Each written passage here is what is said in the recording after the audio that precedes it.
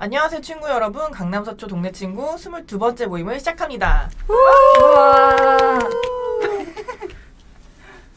양재동사는 보배입니다. 역삼동사는 고요입니다. 삼성동사는 햇님입니다. 네, 저도 역삼동사는 조물케입니다. 와. 와우. 오늘의 주제는 우리 동네 웹툰 작가가 산다입니다. 오늘의 특별한 동네 친구 웹툰 작가 조물킴님 모셨습니다. 소개 한번. 네, 안녕하세요. 저는 웹툰 작가 김정민. 네, 예전에는 필명을 쪼물킴으로 썼는데 지금은 조물킴으로 활동하고 있습니다. 만나서 반갑습니다. 반갑습니다. 네. 작가로 데뷔하게 되신 계기부터 좀 여쭤보고 싶은데, 저도 웹툰을 많이 보지만 웹툰 작가님을 만난 건 지금 처음이어가지고 비전공이라고 저희는 알고 있거든요. 네네네. 그 전공이 아닌 분야를 업으로 하게 되면 좀 뭔가 이거를 다른 사람들에 비해서 그렇게 뭐 애니과나 만화창작학과 이런데 졸업한 사람들에 비해서 좀 자신감 떨어질 수도 있다? 약간 이렇게 느낄 수도 있는데 약간 그런 네. 거는 괜찮으신지? 어떻게 하고 계신지 그런 것도 좀 솔직히 이렇게 전공자인 친구들은 기본기가 진짜 탄탄해요. 그리고 연출이나 이런 것도 훨씬 좋은데 근데 사실 웹툰 이렇게 보시면은 아시겠지만 이렇게 꼭 그 만화창작학과 나온 작가님들만 계신 거가 아니거든요. 그래서 그거 보면서 뭐 나도 그럴 수 있지 뭐 나도 얼마든지 이제 노력하면은 이제 내가 부족한 부분은 그래도 채워갈 수 있지 않을까 하면서 네, 그런 식으로 이제 좀 생각을 하고 있고 확실히 좀 전공자인 친구들은 그 인맥 주변 친구들도 다 만화를 그리니까 그런 거는 좋더라고요. 근데 저는 사실 그런 점은 좀 많이 부족하다는 게 좀 많이 아쉬운데 그래도 네. 크게 연연해 하는 편은 아닙니다. 네, 다행히게도.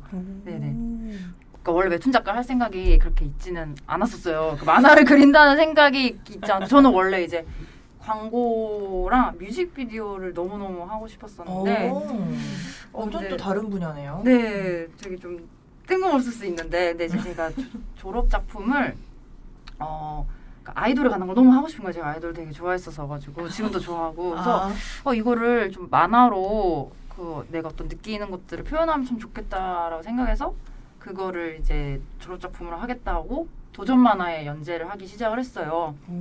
교수님 그렇게 안 좋아하셨는데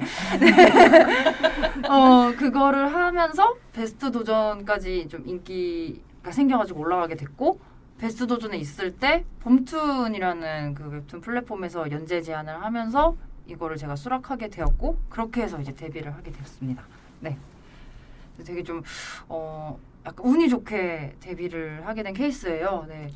그래서 지금은 이제 계속 이렇게 아이돌에 대한 장르로 좀 계속 도전 연재하고 있습니다. 첫 작품은 봄툰에서 연재가 되고 있고 제목은 아이돌 디스토피아라는 제목을 가지고 있고요.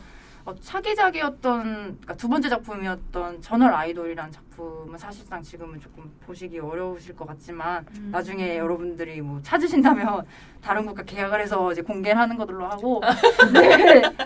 아이돌 전문 작가님이 되시는 저도 모르겠는데 차기작은 또 그럴 것 같지는 않기는 한데 여태 동안은 계속 그렇게 해왔습니다. 그리고 브이라이브에서도 이제 네이버 브이라이브에서도 제 작업 브이크류 검색하시면 이제 보실 수 있으십니다. 이제 최근까지는 계속 카카오톡 이모티콘이랑 차기작 웹툰을 준비를 하고 있는데 만약에 제가 연재를 하게 되면은 네, 또 이제 개인적으로도 연락을 여러분께 드리도록 하겠습니다. 네. 또 나오셔야죠. 홍보하러 네. 나와주세요. 네, 잘 되면 네, 또 불러주시면 감사하겠습니다. 그때는 차기작 홍보로 또 나와주시는 걸로. 너무 좋네요.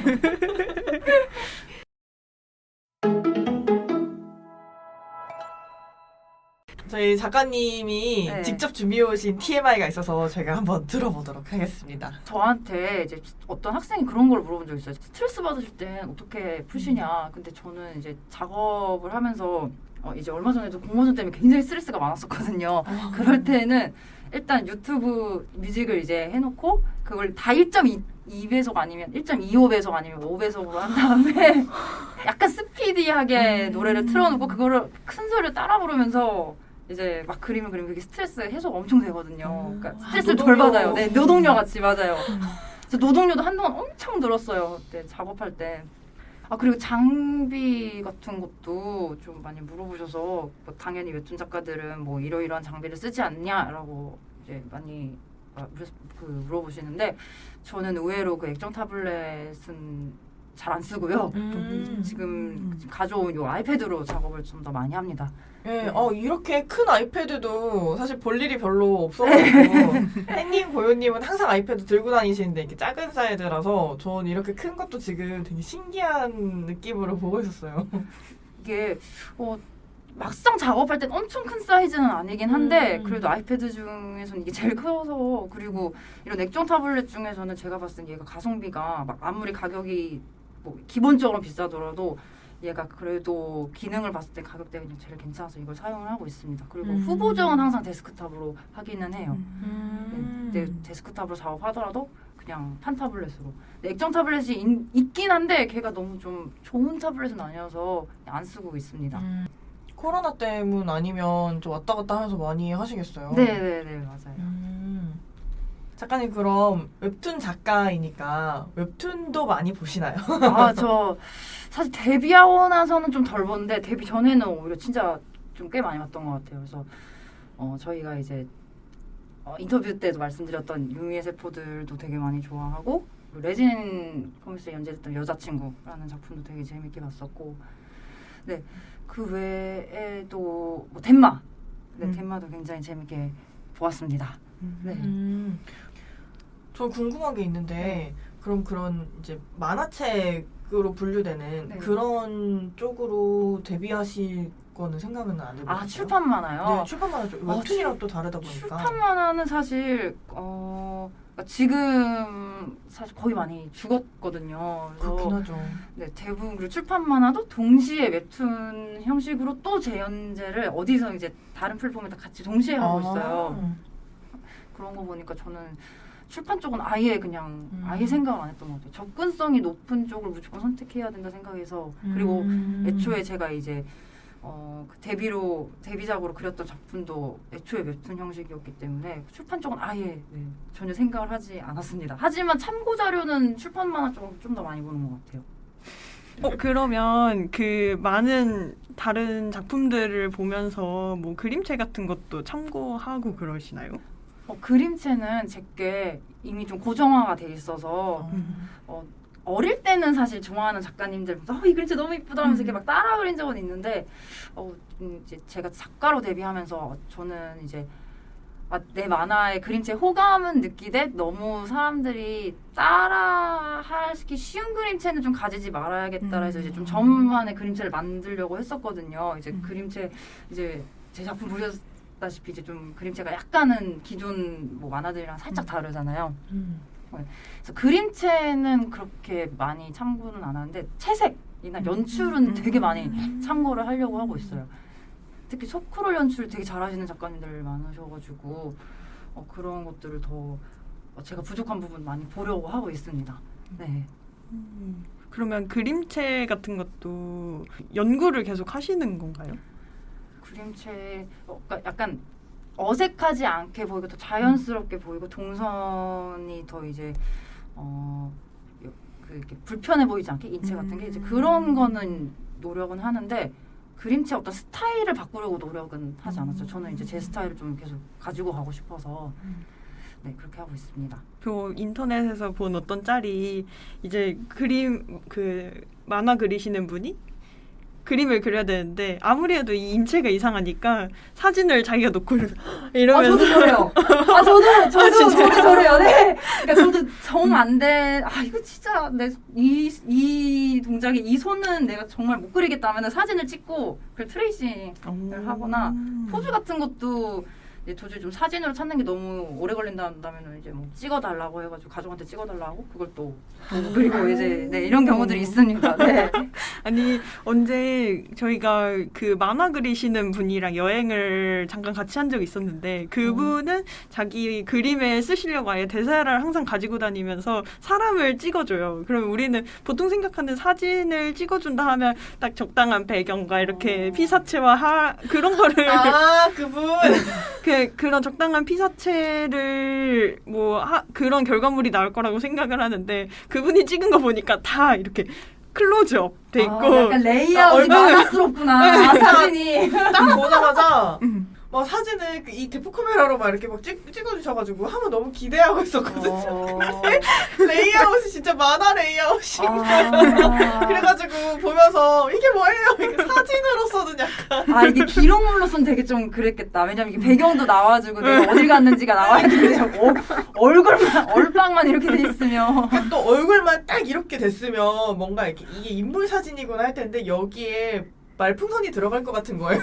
이게 여배까지 계산을 그렇게 약간 직업병이신가 보다. 그게 약간. 그러니까 너무 자연스럽게 그분은 막 너무 잘 나왔다고 이거 사진 잘 나왔다고 이러시는데 너무 이렇게 이게 뭐예요? 너무 어리둥절해 하시는 거예요. 그게 너무 익숙한가 봐.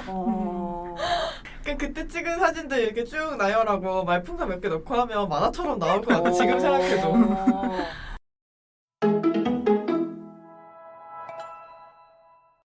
그러니까 웹툰을 기획을 하잖아요. 그러면 주제가 되게 중요한 부분인데 거기서 되게 중요하게 생각하는 부분이 어떤 건지 궁금해요. 질문이 너무 좋아요. 기다렸던 질문이다. 가장 고민한 부분, 그러니까 예전에는 제가 그러니까 약간 이상한 무슨 좀 뭐라 해야 되지? 되게 혼자 되게 스마트한 줄 알아가지고 거만하게도 야 작가라면 사람들에게 교훈도 주고 이런 것도 좀 알려주고 막 이래야 되지 않을까? 난 너무 소모적인 작품은 그냥 보고서 딱 재밌는 작품 하고 싶지 않을까? 이런 건망진 생각들을 이제 한동안 하면서 그러니까 작업을 하는 게 오히려 되게 조금 힘들었던 시기가 있었어요. 네, 근데 제가 이제 그것들을 내려놓고 정말 인기 있는 작품들을 이렇게 좀 돌아보면서 깨달음이 생긴 거죠. 내가 상업 작품을 하는 사람이라면은 재미에 좀 더 신경을 써야 되지 않을까. 그리고 정말 메시지를 담고 싶은 거라면은 그거는 정말 이렇게 숨겨두고 독자들이 알아서 찾을 수 있게끔 정말 꼰대 의식이 없는 그런 식으로 보여줘야 되지 않을까라는 거를 이제야 좀 깨달은 거예요. 그래서 이제는 좀 철저하게 대중성 있게 가려고 하고 있고 좀 재미에 초점을 두려고 하고 있습니다.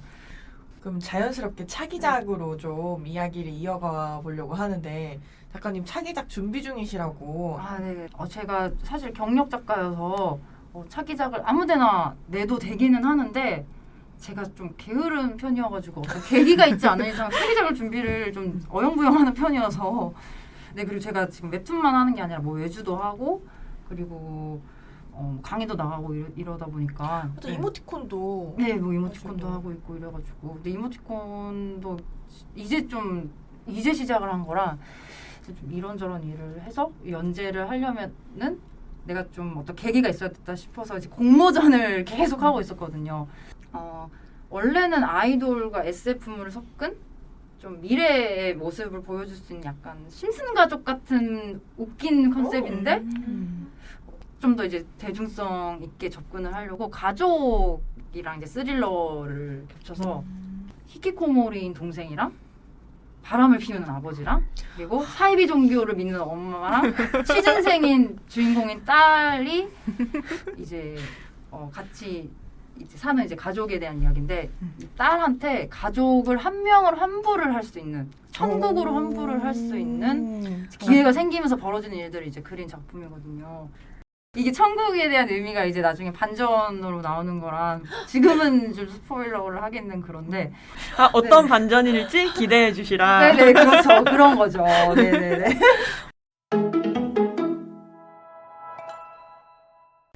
아까 말씀하셨던 것 중에 이모티콘도 있었잖아요. 네네. 그 웹툰 소재를 생각하는 거랑 이모티콘 소재를 생각하는 건 또 약간 달랐을 것 같아서. 이게 계기가 되게 좀 희한한데 네. 한 이모티콘이 그 뽀글머리 할머니 가발을 쓰고 어머나 세상에 뭐 약간 드디어 했구나? 막 약간 이런 네.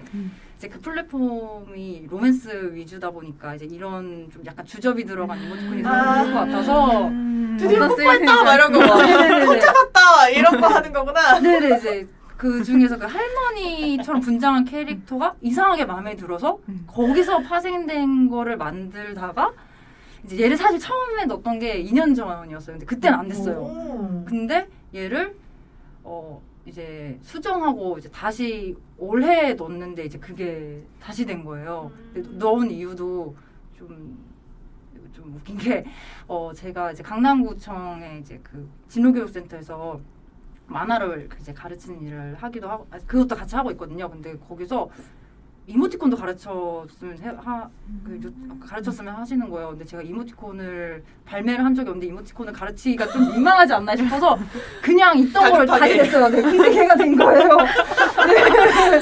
네, 그래서 저야 좋죠 뭐. 그러니까 양심의 가책을 느끼면서 그래도 하나는 발매해야 되지 않을까? 네, 근데 돼가지고 오, 잘 됐다. 네, 그래서 사실 근데 이 이모티콘에 대해 이제 차기 시리즈를 내야 되는데 어제 심사가 통과가 안 된 걸 제가 깨닫고 다시 수정해서 또 넣어야 돼요. 어제 그리고 그 할머니 이모티콘 제 이제 이모티콘이 그 뽀글뽀글 할머니즈라는 너무 귀여워. 이모티콘이거든요. 네. 근데 이 할머니 이모티콘 말고도 다른 그 캐릭터들도 좀 제가 만들어 보고 싶어서 할머니 이모티콘이 떨어져서 그 분을 모티브로 약간 무기력한 캐릭터의 이모티콘을 사실 어제 저녁에 넣고 잤습니다. 심사를. 네. 네. 네, 오늘은 조물킴님과 함께 재밌는 웹툰 얘기를 나눠봤습니다. 조물킴님은 혹시 오늘 어떠셨나요? 저 되게 처음엔 이게 마이크가 이렇게 있어서 되게 어색했는데 너무 재미있으셔가지고 네, 지금 편하게 녹음을 하고 있습니다. 저 지금 기분 되게 많이 좋아졌어요. 친구분들은 어떠셨나요? 조물킴님의 차기작도 많이 기대해주세요. 그럼 다음 시간에 또 만나요. 안녕! 안녕.